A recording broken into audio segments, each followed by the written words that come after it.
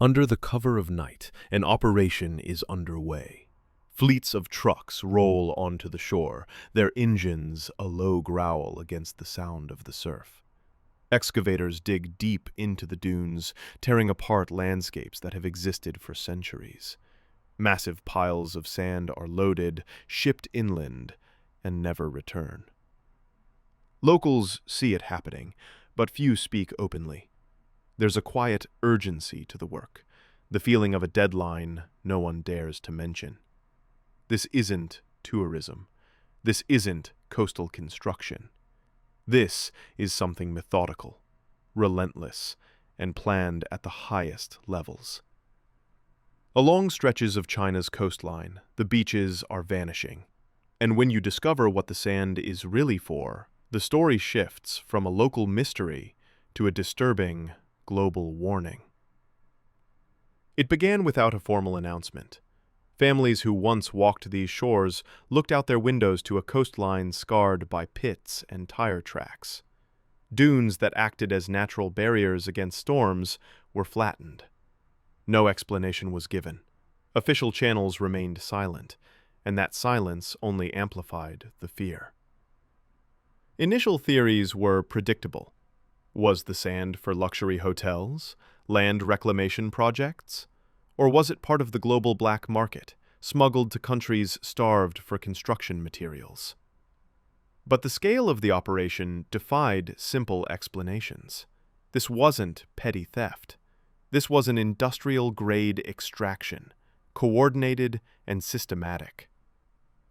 What truly unsettled observers was a single glaring contradiction. China has no shortage of sand. The Gobi and Taklamakan deserts hold more sand than could ever be used. So why was this specific coastal sand being mined with the intensity of a gold rush? What could possibly be hiding in these grains that justified erasing entire beaches? The answer wasn't on the coast at all. It was deep in the desert, where a quiet experiment was about to change the rules of energy production forever. In August 2021, near the city of Wuwei, China, activated a new kind of nuclear reactor. Small and unassuming, it produced only 2 megawatts of thermal energy, not even enough to power a small town. But this machine wasn't built for power. It was built to prove a concept. Traditional nuclear plants, like Chernobyl and Fukushima, rely on solid uranium fuel rods cooled by highly pressurized water. It's a powerful but brittle system. If the cooling fails, the result is a meltdown. This desert reactor was different. It contained no fuel rods and no high-pressure water.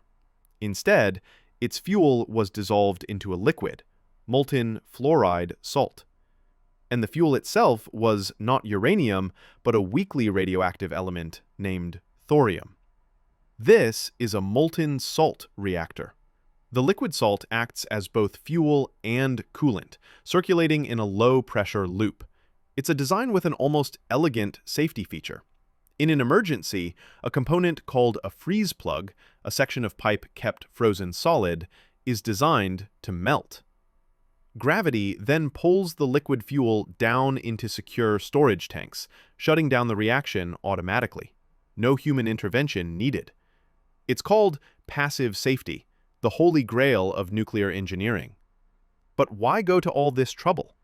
China faces 2 monumental challenges: breaking its addiction to polluting coal and securing energy independence. Thorium offers a potential solution to both. It's 3 to 4 times more abundant than uranium, produces far less long-lived nuclear waste, and its byproducts are difficult to weaponize. The small desert reactor was a success. It proved the system was stable, the materials could withstand the intense environment, and the passive safety features worked. With that proof, Beijing gave the green light for the next phase, a 10-megawatt demonstration reactor, designed to connect to the grid and power homes. It was hailed as a triumph of green innovation. But buried in the technical specifications was the detail that connected the desert facility back to the disappearing beaches. Thorium doesn't come from a typical mine. It is primarily extracted from a dense reddish mineral called monazite, and monazite is found in one specific environment: coastal beach sands. The connection was suddenly chillingly clear. The sand vanishing from China's coast wasn't just sand. It was fuel. Thorium has been the forgotten child of the nuclear age. Discovered in 1828 and named after the Norse god of thunder, it was sidelined in the 20th century in favor of uranium, which could be used for both power and weapons. But its potential was never in doubt. A thorium fuel cycle is fundamentally safer. Natural thorium isn't fissile. It can't start a chain reaction on its own. Inside a reactor, it must first absorb a neutron to become a fissile isotope of uranium, U-233. This extra step makes the reaction easier to control. Countries like India, Brazil, and Australia have vast reserves of monazite sands. China's reserves are smaller, but they are concentrated in specific coastal regions, the very regions now being stripped. With the fuel source secured, the real test began back in the desert, the full power trial. This is where theory meets unforgiving reality. For months on end, the molten salt, heated to over 600 degrees Celsius, had to circulate without interruption. The custom nickel-based alloys lining the pipes had to resist the salt's corrosive chemistry. Even a trace of oxygen could trigger a catastrophic failure.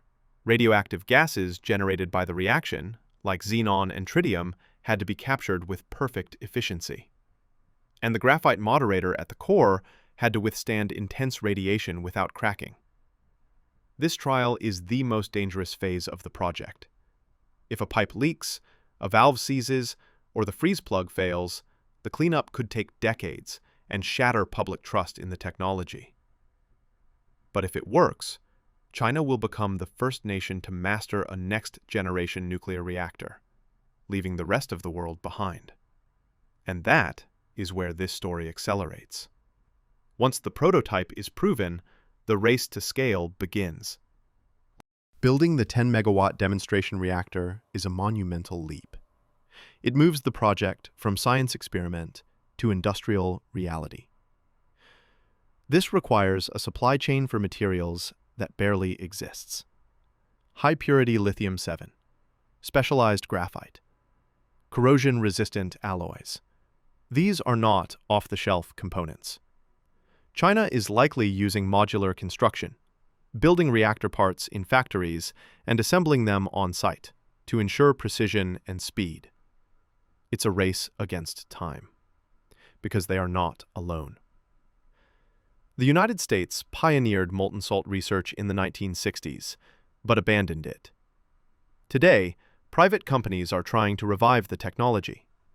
India, with its massive thorium reserves, has been pursuing its own program for decades, but has been hampered by delays. European startups are building their own prototypes. But China is moving with unmatched speed and state-backed authority.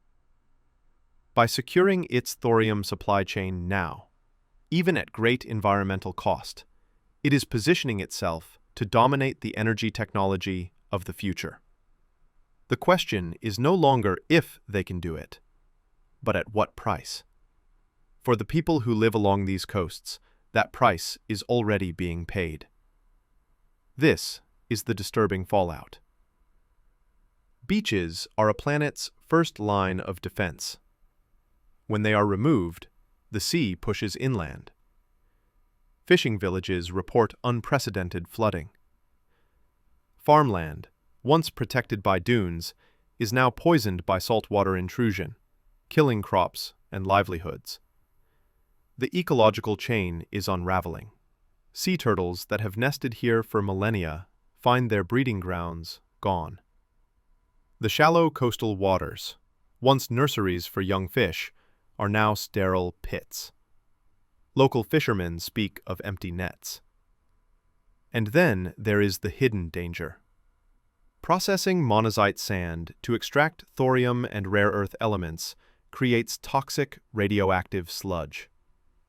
In other mining regions of China, This waste has been linked to poisoned soil, livestock deaths, and elevated cancer rates. Families living near the stripped beaches now live in fear that the same fate awaits them. Tourism, the economic lifeblood of these communities, has collapsed. A hotel that once advertised golden sands cannot sell rooms overlooking a barren moonscape. The promise of clean energy in a distant desert feels like a bitter irony to those whose environment is being rendered a dead zone. China's vanishing beaches are not an isolated event. They are a preview of a coming global conflict. The United Nations has already sounded the alarm, warning of a global sand crisis. Humanity consumes over 50 billion tons of sand every year, making it the most extracted resource on the planet after water. It's in our concrete, our glass, our computer chips, and now it's in our nuclear fuel. From India to Vietnam to West Africa, coastlines are being carved apart in a silent, unregulated rush. Unlike oil, sand is everywhere and nowhere. A resource so common we never thought we could run out. We were wrong. For Beijing, the thorium reactor is a symbol of technological ambition, a path away from carbon. But that path is being paved with the permanent destruction of its own coastline. Ecosystems, once lost, do not return.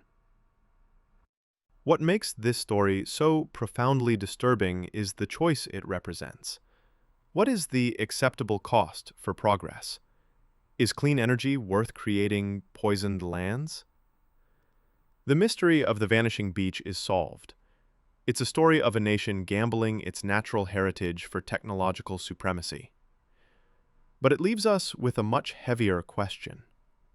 If nations once fought wars over oil buried deep beneath the earth, what happens when the world starts fighting over the ground beneath our very feet?